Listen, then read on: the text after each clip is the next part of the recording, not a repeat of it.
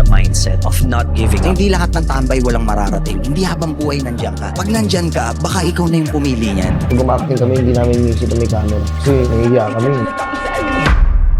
Number 3. Nagsimula si Dane Grospe bilang drummer ng The Juans. Pagkatapos niyang umalis sa banda, dumaan siya sa maraming pagsubok. Pero dahil sa kanyang determinasyon na makabawi, pumasok siya sa negosyo at ginawang successful na negosyo ang love niya para sa sneakers. Anong pakiramdam na nakakapagbigay ka ngayon ng oportunidad sa maraming tao? Actually, I featured one person. Bumili siya ng sapatos for her wife. Pero dahil nangailangan sila at that season of their life, kailangan niya ibenta. Nung binenta niya sa akin, na-feel ko na God was telling me to help him. Binigyan ko siya ng extra bonus, binili ko yung sapatos niya, binigyan ko siya pang date sa asawa niya. Bakit ba pumatok ito sa mga Pilipino? Pagdating sa sapatos, everybody loves stories behind sneakers eh. Pag si Jordan ang pinag-usapan or Travis Scott, it's like you're getting an award every time you get a pair of sneakers from them.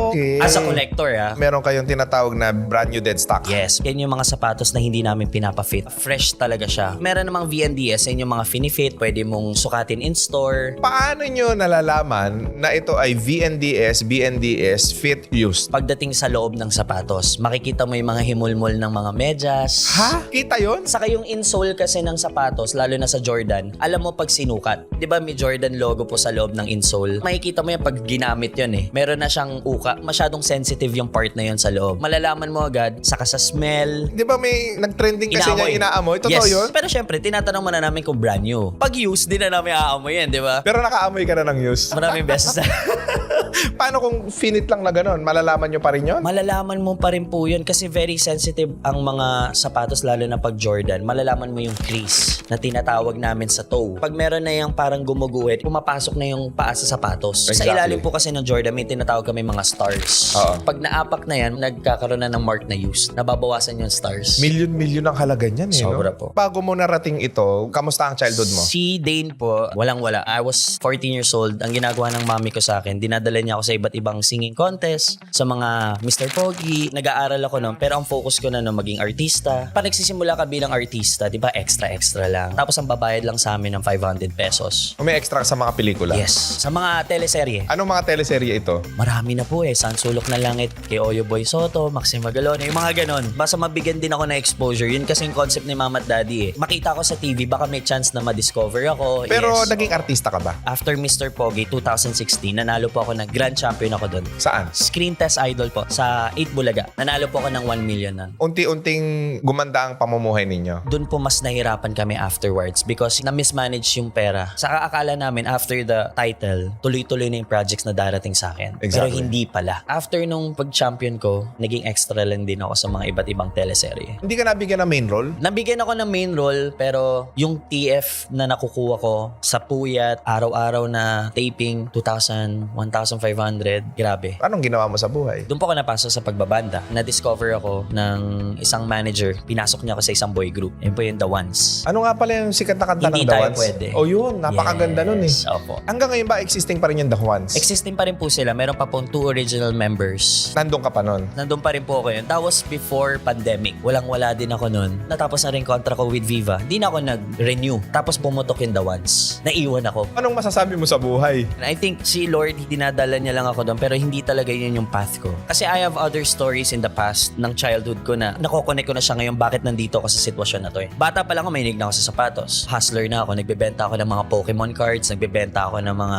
lahat ng pwede kong ibenta nang nag-aaral ako sa school. Bakit pa ulit-ulit na parang hindi ako dinadapuan ng swerte sa buhay? Ano tumatakbo sa utak mo na? I wanted to give up kasi no one really supports me. Even my parents couldn't support what I do. I couldn't even go to school kasi wala naman akong pang-aaral. Hindi ka nakapag-aral. Nakapag-aral po ako until college lang. Undergrad po ako. Pag exam namin, pinapalabas ako kasi kailangan gumawa ng promissory note kasi hindi kami bayad ng tuition fee. I really need to break this chain of lagi kang talo. Pero buo family nyo. I'm very blessed na kasama ko po silang lahat. Maraming mga nanonood ng video na ito ngayon na feeling nila talunan din sila sa buhay. Marami silang inattempt, kaso nga lang hindi nila nakukuha yung success. Ano masasabi mo tungkol sa mga ganun? Don't give up. You just keep trying. May pagkakataon ba na may taong nagsabi sa'yo na tigil mo na yung ginagawa Marami mo? po. Even my own parents. Mag-aral ka na lang. Until I get to the point na nagbanda ako, sinuway ko talaga yung magulang ko. And then right after ng sumikat sila, ano yung pakiramdam na bakit sila sikat ako hindi? As human being, we will feel jealous. May regrets ka eh. Sana tinuloy ko na lang pala. Pero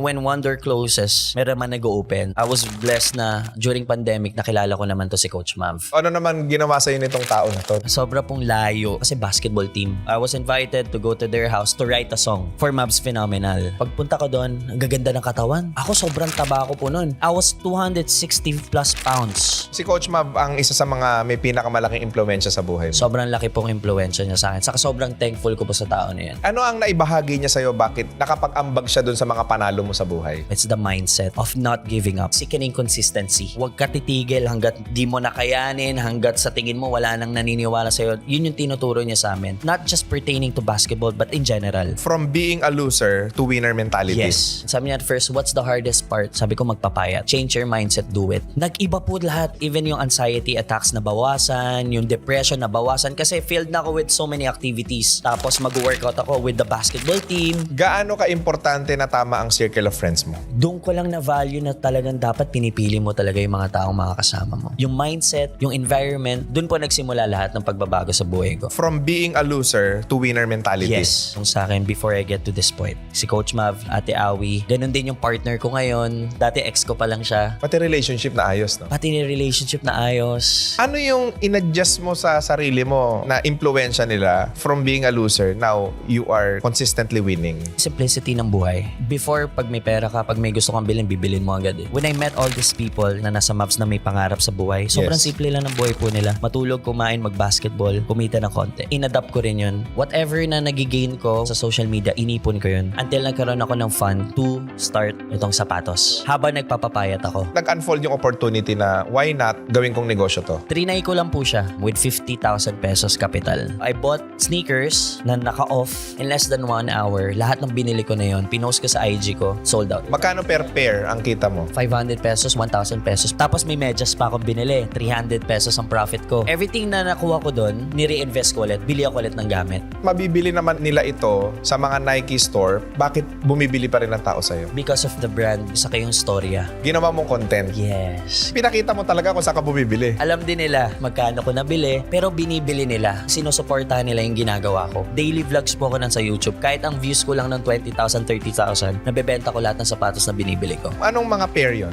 Pang basketball lang po, mga Nike, Giannis, Paul George. Sa 50 mil ilang pair yun? I started with 7 pairs, a couple of bags, and socks. Pagkabenta lahat, naging magkano siya? 70. Binili mo ulit. Binili ko po ulit. Napunta na ako sa Jordan kasi medyo mahal ang bentahan nun eh. Retail pa lang nito, 5,000 na. Tapos yung mga rare pa, ibang usapan na yun. Magaya nito. Yes, yung 50,000 na kapital ko, baka isang sapatos lang sa mga rare yun. Paano makakabili ng retail ng mga ganitong pair? Meron po kasing tinatawag na raffle online. You can also go sa mga Nike store, sa mga Jordan Manila. May natutulog po doon. Mga pumipila talaga just to get a pair of sneakers. Pero sa sobrang daming reseller sa Pilipinas, in 1 minute sa Nike app, sold out. Grabe pala yung negosyo na yan, no? Sobra po. Ang hirap. Bakit mahal yung mga off-white? It's a luxury brand. They collaborated with a lot of big brands also. So when they did a collaboration with Jordan, the story behind that, Virgil Abloh, Michael Jordan, to get a pair of that, meron ng history yon. Magkano yung retail no nung lumabas? 10,000 plus. Magkano ang naging bentahan ngayon? 100,000,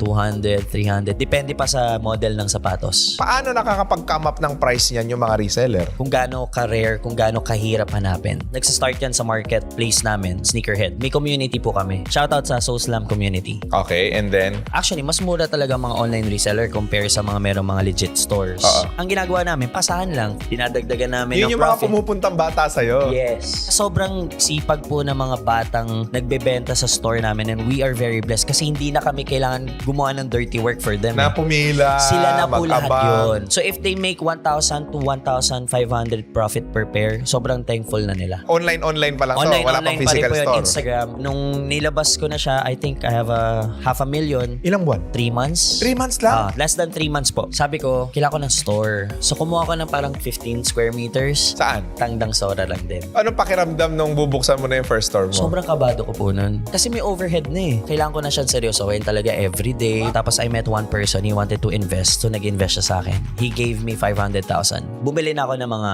rare sneakers. Paano ka nakakasiguro na hindi hindi ka malulugi sa mga items na bibilin mo? Marami na po akong times na nabentahan ng peke. Yun po kasi yung mga time na wala pa akong experience. Bumili ako galing sa probinsya. Pagdating ng sapatos sa akin peke, meron din na nagbayad ako tapos na-block na ako. Marami rin pong times na na-scam ako. Mga magkano? 600,000 to 700,000 pesos. Nalooban na rin ng store ko. Nanakawan. Pinasok na rin po. Matibay ka lang talaga. Actually, before ako manakawan, after 6 to 8 months, nag-move ako to a bigger store. Pag move ko dun sa bigger store, a couple of months lang pinasok agad yan. Yung Mavs no, nasa Pampanga na. Tinawagan po ako ng security guard. Sabi niya, boss, pinasok yung store mo. Winasok yung ganito, ganyan. Gumuho na naman yung mundo ko. From Pampanga, I was driving, going to Quezon City. I was crying. Sabi ko, Lord, bakit ganito yung nangyari? Pagdating ko po dun, I was very blessed. Ang kinuha lang sa akin dun, relos at pera. Not a single pair of sneakers was stolen from me. I cried talaga. Like a baby. I was so thankful to God. Lagi kang talo sa buhay eh. Bakit binibless ka pa rin?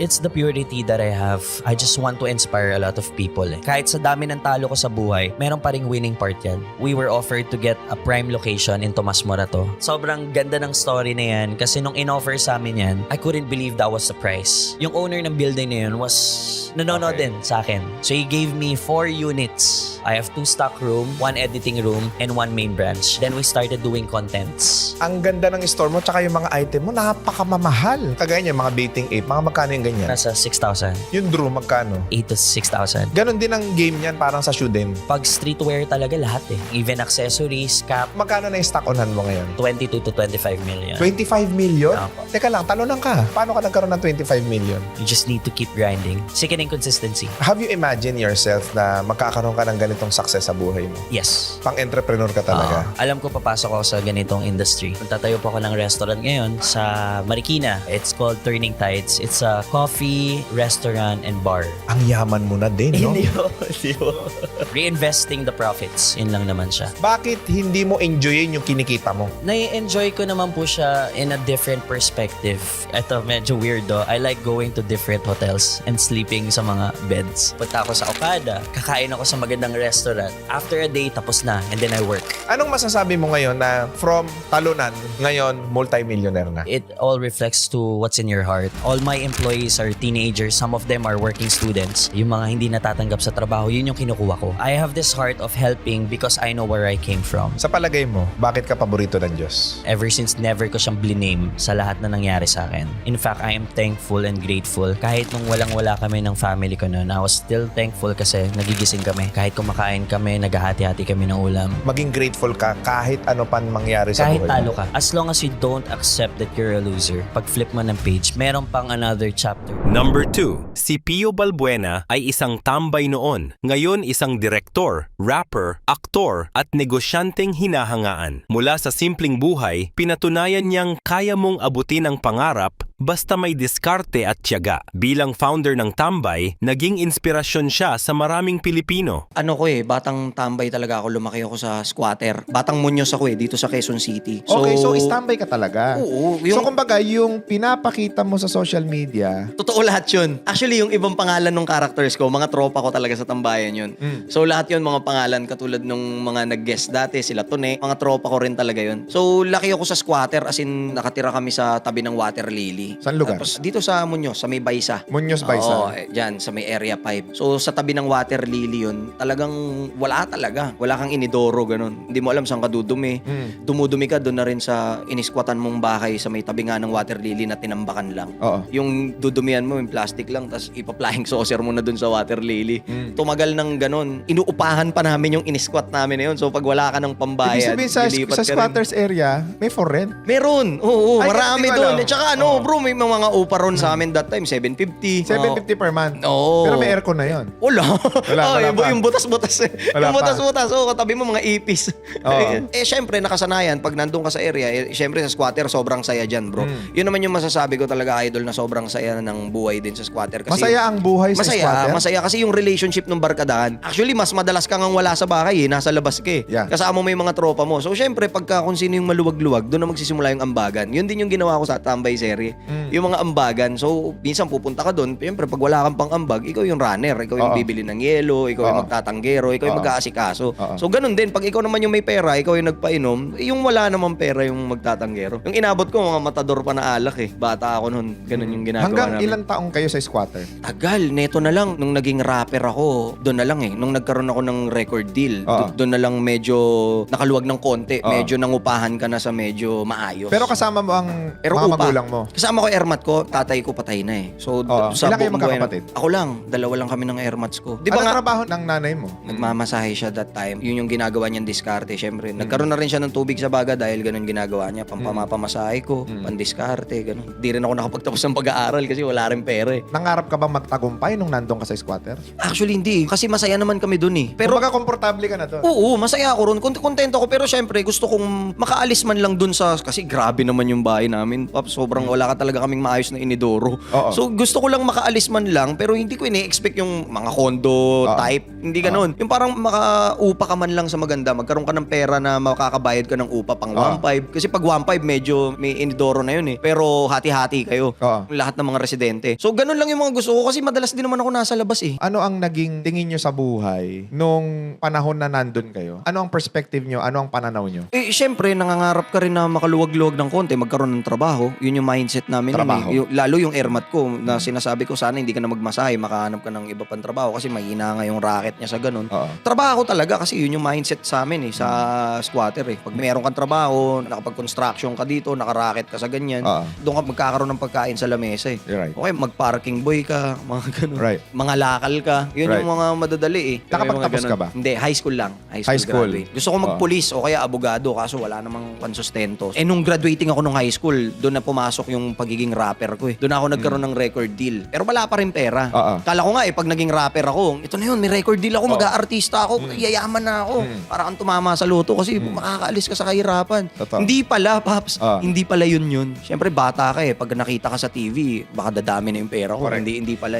So nag-umpisa ka as a rapper, meron ka bang grupo dati? Wala eh, as in solo lang ako na rapper. Well, Solo. wala akong rap group pa. Pero nagkaroon ako ng boys and girls group sa record label ko before, parang Black Eyed Peas. Yun yung RPM, mga kasama ko dati. Noong nagsimula. Pero kumita ka. Sa pagiging rapper, oo naman. Pantawid. Kasi hindi naman ako katulad ng ibang mga rappers na mga kaibigan ko na talagang pumera talaga sa rap game. Kasi sobrang massive hit song sila eh. Right. Kasi ako gumagawa eh. Music, ako. Yung beat, ako. Ako rin nagmi-mix. Kasi Oo. wala namang gagawa para Teka sa akin. lang. Magbabayad ako eh. Teka lang, squatter ka. Paano ka nagkaroon ng talent na ganyan? YouTube talaga. Ito na yung naging rapper na ako. Medyo may Paraan. racket na. O, gagawa ka paraan. Puro diskarte Oo, puro ginawa mo sa diskarte. buhay mo. So, YouTube ka ng YouTube, eh, wala akong pang bayad sa mga music producer. Ako na lang nag-aral. Hindi kasi maraming nanonood ngayon sa atin, no? Especially yung mga medyo salat o hirap sa buhay. Yung mga kagaya mo, nasa squatters area din. Kumbaga, ang nakikita na lang nilang paraan para mabuhay sila araw-araw is yung mga typically na mga trabaho. Yung tipong hindi makakakuha ng pangarap sa buhay. Oo. Yung mga ganyan. Totoo. Ibig sabihin pala, kahit squatter ka, kahit salat kayo sa buhay, kung tama ang diskarte mo, pwede kang umasenso. Yes, Paps. Kasi alam mo yun yung problema eh. May mga nagsasabi nito eh. Oh, hindi kasi sinwerte ka. Yan, Nag-vlog ka kasi, Oo. nagkaroon ka ng Sumikat opportunity. ka. Sumikat ka. Oo. Hindi siya sa ganun. Ang dami kong kakilala, parking boy, pero mas marami pang pera sa amin. Magtanong ka dyan sa nagtitinda ng fishball,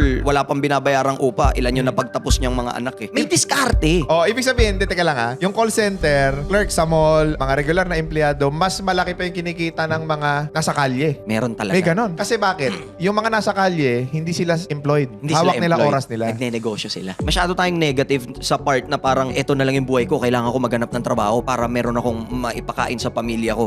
Nawawala na yung galing nung Pilipino sa diskarte. Kahit nasa squatter ka, kung madiskarte ka, makakaalis ka agad dun. Ang dami kong mga kaibigan na mas nauna sa akin nakaalis dun sa lugar namin kasi madiskarte.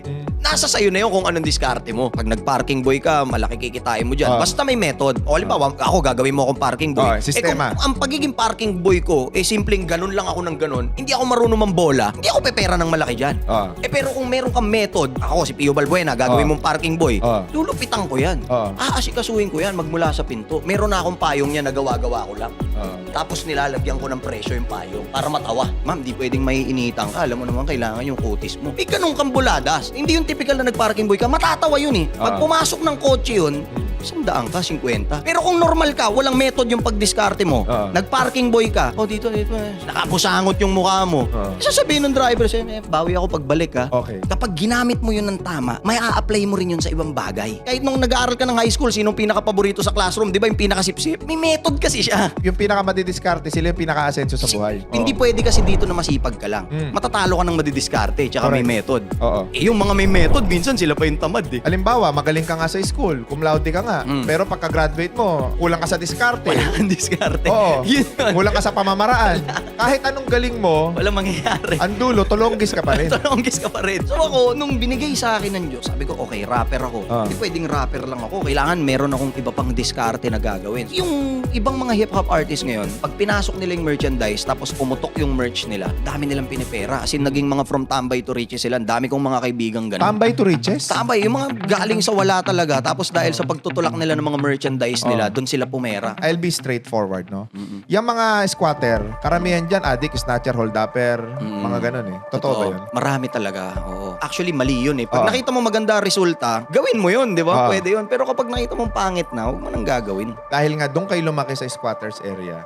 Sumagi ba sa isip mo yung magiging sikat ka, magiging negosyante ka, magiging influential ka? Hindi. Na nakilala ko yung girlfriend ko that time, naasawa ko na ngayon, siya yung negosyante. Ah. Meron siyang bilyaran, ganyan-ganyan. Okay. Tapos ako galit ako sa negosyante noon. Ah. Ang tawag ko nga dyan sa mga yan, kapitalista eh. Sorry ha. Pero nung nakita ko, sinabi sa akin nung girlfriend ko that time, si Ira, sabi niya, pagka hindi ka nagnegosyo, paano ka magkakaroon ng malaking pera kung dyan mo lang sasanayin yung buhay mo sa contentment na ganyan. No, sabi niya, pwede kang makontento, pero kailangan mong gumalaw. Kung ibabaon mo yung sarili mo, walang mangyayari. Yes. So hanggang sa, inaral ko, tinuruan niya ako magnegosyo. So, naging mentor mo, o ang naging guide mo pala, Sa pagnenegosyo na na-inspire ako yung asawa ko. Yung asawa Kasi siya mo talaga ngayon? negosyante. Ngayon meron siyang nail salon. No? Oo. Iba yung negosyo ng mga kuko kasi kailangan service yan eh. Doon ako nagsimula na gusto ko magnegosyo. Pumasok ako ng networking. networking? Oh, yan ang una kong ninegosyo, food cart. Ang dami kong natutunan sa networking. Ang gusto ko talaga hindi mag-network. Oo. Ang gusto ko yung food cart. Kasi magnenegosyo ko. Magnenegosyo ka, Yun na oo. yung gusto ko.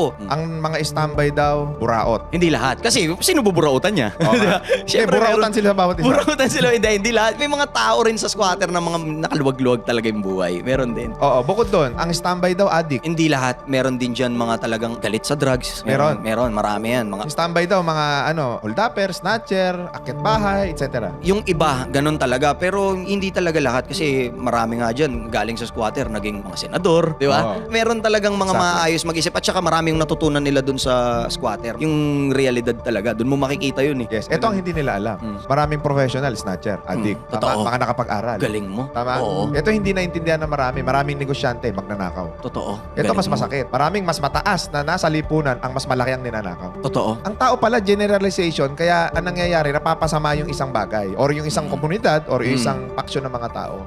Minsan pala, kung nasan yung pangit, nandun pa yung maganda. Mismo. At maraming mga nasa loob ng community na yan, dahil natuto sa diskarte, mas malawak ang pananaw sa buhay, na balang araw, aasenso at yayaman at makakatulong din sa mas maraming tao. Gusto ko yung sinabi mo dun sa pagtulong. Yun talaga yun eh. Dadaling ko habang buhay, yung pagtulong talaga. Right. Kasi yun Diyos yan eh, no? Kaya niya yan ibinibigay sa'yo, yung kung ano yung meron ka, para maging instrumento ka rin para doon sa iba, na hindi na nare-remind na nag exist si God. Minsan nakakalimutan na natin magdasal. Hihilingin mo na lang pala, hihingin mo lang. Oo. Si Lord na yung bahalang magbigay sa'yo ng mga opportunities.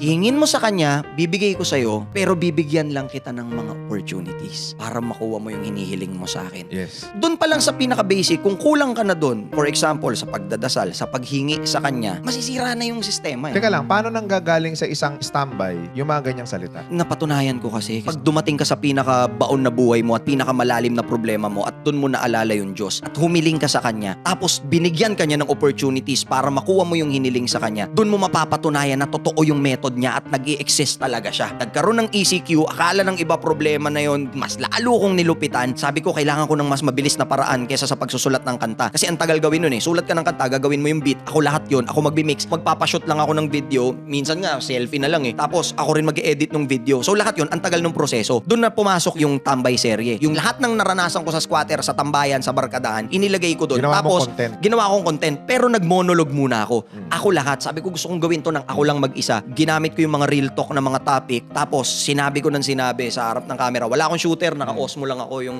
naka-face tracking para wala ka ng cameraman. Sinumulan ko sa judgmental, yung sa mga tattoo discrimination, nagkaroon ng mga monologue. Hanggang sa sabi ko, baka maumay yung mga tao sa akin. Yes. Pero lahat yun, awa ng Diyos, binigyan niya ng magagandang views. Sabi ko, baka maumay sa mukha ko. Kailangan meron tong Twist. meron tong twist. Sabi ko, bakit kaya hindi ako gumawa ng sitcom na walang budget, na cellphone lang, situational comedy show sa social media. Doon binigay ng Diyos sa akin si Balong, nung nasiraan ako ng kotse. Di ba sabi ko nga sa inyo, yung Diyos may gagamitin siya mga instrumento Oo. na magiging instrumento kayo kayo parehas, tutulungan mo siya. Nasiraan ako ng kotse, naganap ako ng mekaniko, Kung may nakilala ko. kotse ka na, ibig sabihin successful ka na. Nagnenegosyo na ako noon ng mga vape. Yung Relax, ako isa sa mga unang tulak dyan sa QC ng vape eh. So edi ito, nasiraan ako ng kotse, walang gagawa, nakilala ko si Balong. Alam naman na ng lahat yung kung paano ko siya nakilala. Sabi ko, gagawin kitang artista. Sabi niya, ayoko niyan bro, hindi ako sanay. ayoko. Hindi na, ito na nga yung camera. Nandun ako sa talir niya. Ayoko niyan bro, umalis, pumasok dun sa loob ng talir. Paglabas naka-shades, akala ko ba ayaw mo? Hindi, ano bang gagawin ko kasi? Edi umupong ganun. Sabi ko, wala kang gagawin. Ako lang magsasalita. Basta tuturuan kita umacting next time. Basta ngayon, nandiyan ka lang. Yung unang episode, yung plastic na real talk. Yung mga kaibigan natin, mga plastic, mga ganun. Tapos siya, walang reaction, naka-shades lang. Doon nagsimula, nag 2 million views. Sabi ko, isa pa, Balong. Meron ka naman linya ngayon, yung ayaw mo kong pautangin pero marami kang pera. Hindi, ganyan. Hindi siya nagsasalita. Ako lang yung naglilinya. Ako pa rin kasi hindi niya nga alam gagawin niya eh. Basta pagka ilalabas mo lang tong pera, yung 3,150. Nilabas siya, wala nga akong pera, hindi nga ako mapapautang. Ganun yung niya. Tapos biglang nilabas yung ganun, ko lang pera ko, 1, 2, 3, 150 lang to. Diyan ka na, umalis. Sumikat na naman kasi yung mukha niya eh. Iba rin pag naglinya. May karakter. Ito na, pam. Sabi ko, Balong, gagawin kitang pambansang buraot, lagi mo lang akong buburautan. And the story goes on, napanood naman na nila yon kung ano yung pumutok talaga. Sabi ko nga, kung ako nag-antay ng 10 years, nagkaroon ng experience para ma-share ko rin sa kanila. Siya 2 weeks, sabog. Sabi ni Balong sa akin, bro, anong ginawa mo sa akin? Lahat ng mga grab rider dito, tsaka mga food pan, dinadaanan ako, balong ng balong. Hindi siya sanay kasi buong 48 years niya, 48 years old na si Balong, Buddy yung pangalan niya.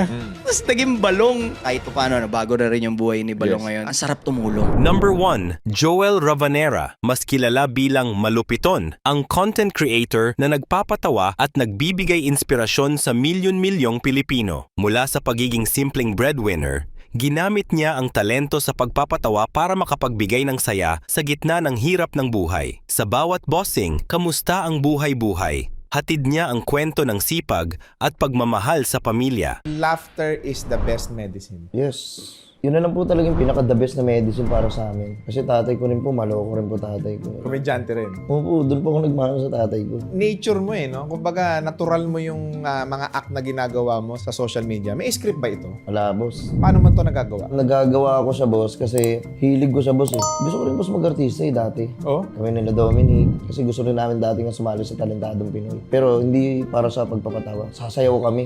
Ano sana mag-audition kami sa Talentadong Pinoy. Ano nangyari? Dito kami napunta sa Tarantadong Pinoy. Yun ang nangyari sa inyo. Ito ang kinalabasan. Kahit ganoon po yung nangyari, masaya po kami sa kung ano nangyayari ngayon. Oo, kasi yung mga content ninyo ang nagsisilbing libangan, lalo't-lalo na ng mga taong, syempre, lahat naman ng tao may problema eh. Pag napanood na yung nag-iisang malupiton sa social media, nawawala yung problema nila, na-entertain sila for a while, di ba? Ang gusto ko maintindihan ngayon, ano yung hugot ni Joel? Kasi this is the other side, no? Alam nila na nakakatawa ka, alam nila na entertaining ka, pero ano ba ang background? Saan ang galing ang isang malupiton? Gusto ko po makapagtapos talaga ng pag-aaral. Gusto ko maging lawyer, pero hindi ako gusto ng lawyer. Totoo yun, boss. Gusto ko maging lawyer, pero parang ayaw niya sa akin eh. Unang-una, wala akong pampaaral. Pangalawa, hunghang ako sa school. Kahit turuan mo ako, boss, kunyari, teacher ka, nakatingin lang ako sa'yo, pero wala sa'yo yung utak ko, nasa labas. Nasaan yung utak mo? Sa kagaguhan ko siya. Totoo po. Gusto ko po mag-aaral. Hindi po kaya ng magulang ko. Hindi po kaya ng tatay ko, ng mama ko. Which is, naiintindihan ko po sila. Naiintindihan ko po yung sitwasyon namin. Kayo talaga mahirap sa buhay. Sobra, boss. Saan lugar? Sa Dasmariñas, Cavite po. Anong trabaho ng tatay mo? Tricycle driver po. Nanay mo? Vendor po ng mga sigarilyo, ballpen, mga ganun sa Libertad. Minsan po, yun, sumasama-sama po kay mama sa pagtitinda niya. Tuwing gabi, pupulutin namin yung mga plastic bottles. Yun po, iuwi namin yung kalakal din po yun, sayang. Magkano nyo nabebenta yun? 100, 90, mga ganun, 70. Pero bilang isang bata na laki sa hirap, talagang masiyahin na kayong mga bata na. Opo, masayahin na po kami. Masaya po kung ano meron po sa amin ng dati. Pero mas sumayo po ngayon. Paano ka pinalaki ng mga magulang mo? Pinalaki ako ng mga magulang ko, boss, na may takot sa Diyos, boss. Marespeto ko sa kanila. Sobrang pinapahalagahan ko sila. Hanggat nandito pa sila sa tabi ko. Kasi maraming mga nai-entertain sa'yo na tao. And nagugulat sila eh. Napaka-creative ng paggawa ninyo ng mga skits eh. Ako ini-imagine ko pa lang, parang napakahirap niyang gawin. Pero kayo nagagawa niyo ito ng natural. Paano niyo nagagawa ni Dominic ng natural yung mga act ninyo? Yung biroan namin, boss, kahit walang camera, ganun kami. Pag umacting kami, hindi namin inisip na may camera. Kasi ginagawa namin to, ganito. Hanggang sa na-improve ng na-improve. Hindi namin alam na may mga nagko-comment na, nag-improve na kayo, gumagaling na kayo.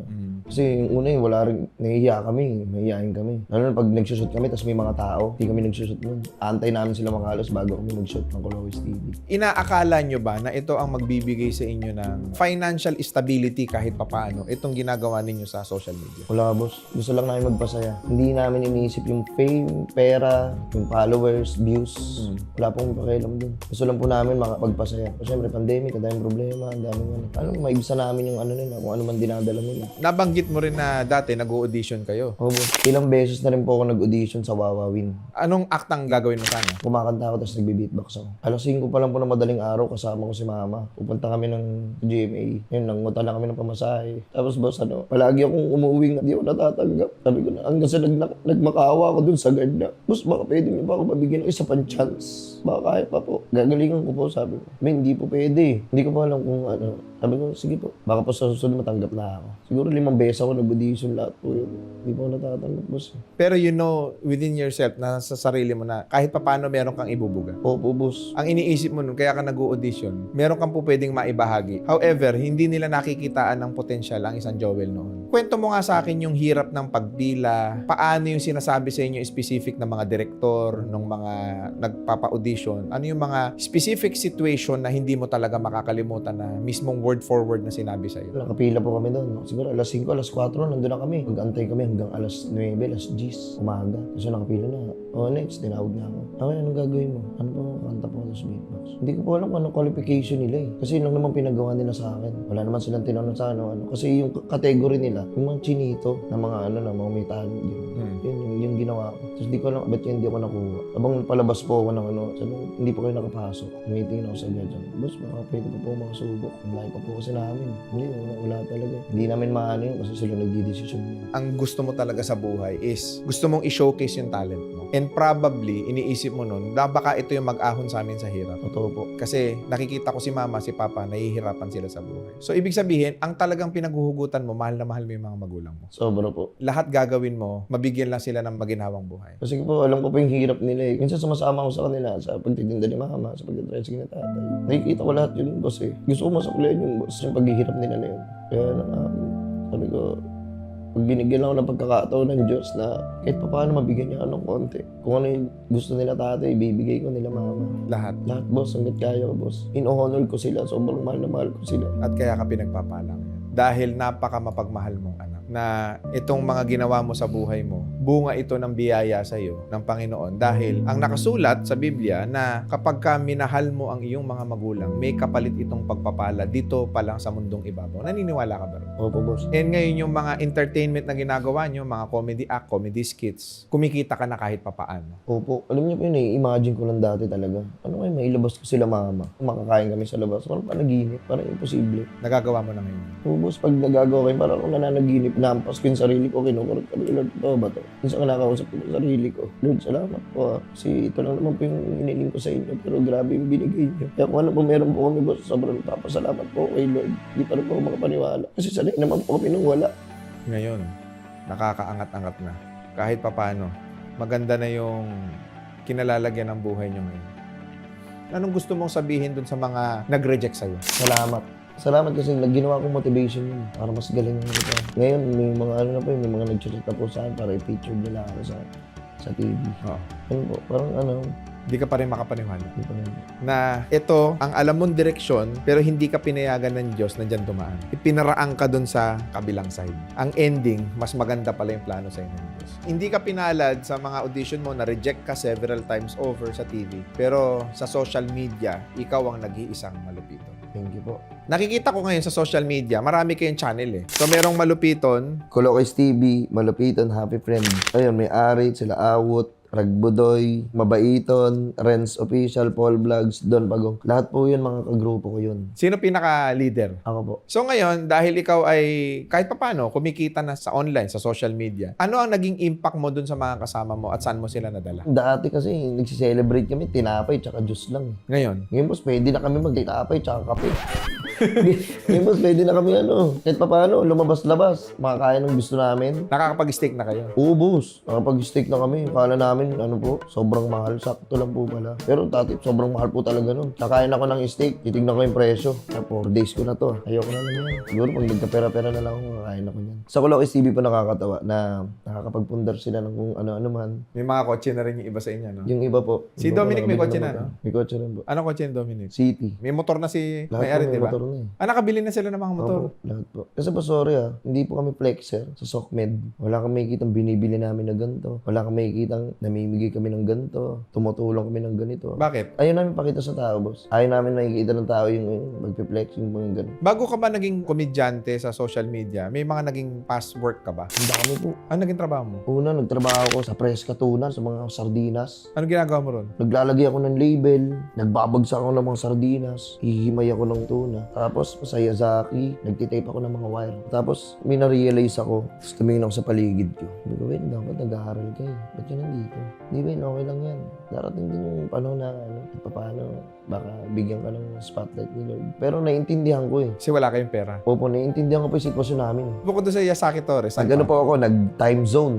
ang ginagawa mo sa time zone? Customer service attendant ako doon, yung sa counter. Naglo-load sa mga card nila. Yan ang trabaho mo. Yan pa yung trabaho ko. Bukod doon, ano pa? Nagtrabaho po ako sa Bicol, motor shop. Alam niyo po, sobrang nalulungkot ako nun. Bukod sa mapapalayo ako sa magulang ko, kay Joy, sa mga tropa ko. Ako lang mag-isa doon, nagtrabaho ako doon ng ilang buwan. Anong kinakausap ko, mga gulong. Tapos minsan dumadating sa time na umiiyak ako sa gabi. Pero no choice ako eh, kailangan ko gawin to eh. Parang sumusubok ako ng sumusubok, boss, hanggang sa tumama. Suntok ako ng suntok, kung ano tamaan dito yun. Kasi wala namang mawawala eh. Correct. At least nag-try ka. Kaya umpisa pa lang po, boss, binibigay ko agad yung best ko. Para sa huli, wala akong pagsisiyan. May mararating ka sa buhay. As long as sa lahat ng gagawin mo yung pinaka-best mo. Yes. At syempre, kasama mo si Lord. Number 1 po yun. Tapos, boss, ito bago mag-pandemic, boss, nag-apply ako sa Apollo. Mga sumasayo na lalaki. Oh? Totoo, boss. Na-reject ako doon. Sabi niya, ang taba mo.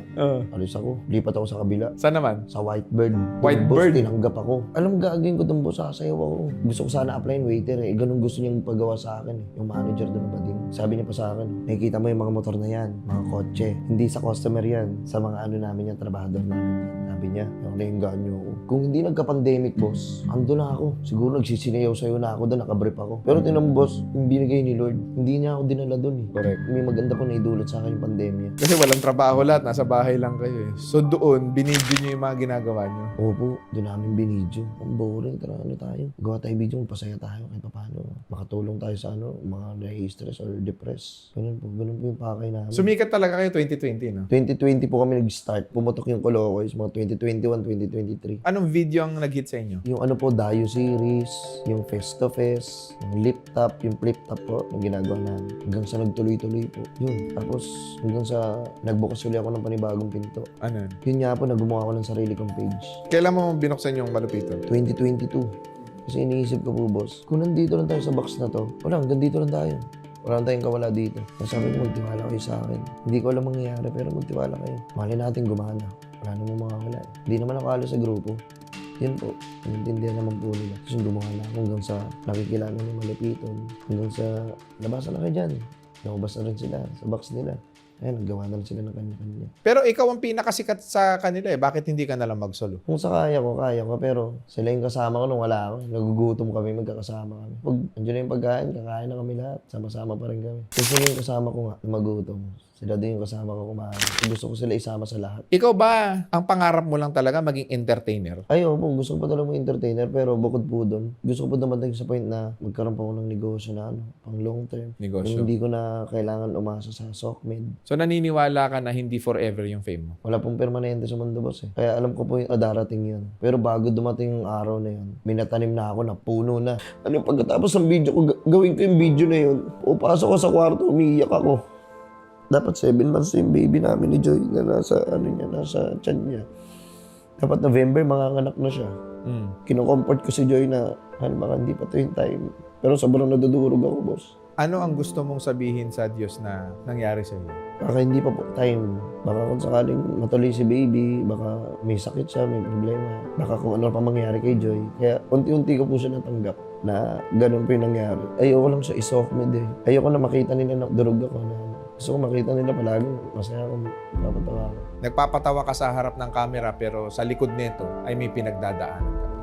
Kung ako makakapagpayo ako sa'yo, okay lang ba? Opo, everything happens for a reason.